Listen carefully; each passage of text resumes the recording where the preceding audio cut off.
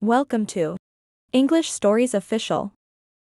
Don't forget to subscribe our channel for more interesting stories. I had a neighbor who was like a sister to me. When her husband passed away, leaving her with 2 children, our friendship deepened even more. My husband felt pity for her and her children, and she was always present in our home. We often cooked together, and when I was sick, she would take care of the household chores. Whenever I had to go to the market or run other errands, I would leave my young daughter with her. Initially, she was shy in front of my husband, but over time, she began to talk to him and even let her hair down in his presence. She was a beautiful woman and still quite young. Then one day, I accidentally found out that my husband was going to her house and bringing her everything she asked for. When I confronted my husband, he said that he felt sorry for her and her children. I asked him why he didn't tell me this, as I never hesitated to help her myself. After that day, she didn't come to our house, and when I went to her house, she didn't even open the door. I never saw her children again either. I asked my husband why I didn't see her anymore, and why she didn't come to our house. He replied,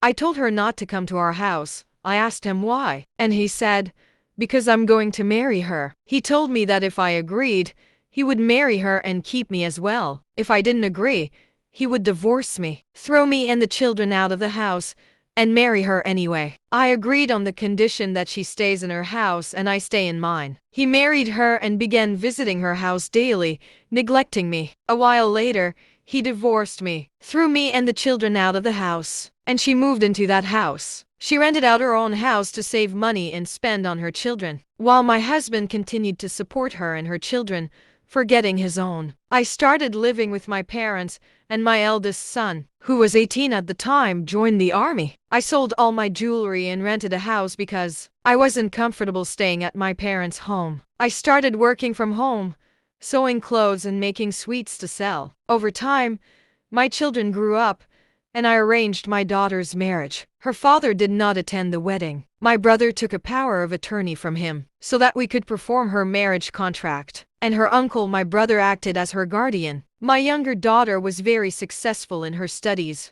and always said she wanted to become a doctor. The government gave me a house where I moved in, alhamdulillah, and now I'm looking for a bride for my son. As for my ex-husband, he is now sick and unable to work, and his wife is now taking care of everything. She has also had 4 children with him. I'm sharing my story so that you all know that there is no one trustworthy in this world, and you should not trust anyone. No one will love you more than themselves. Be cautious about who you allow into your homes and do not trust them blindly, as trusting humans can be dangerous.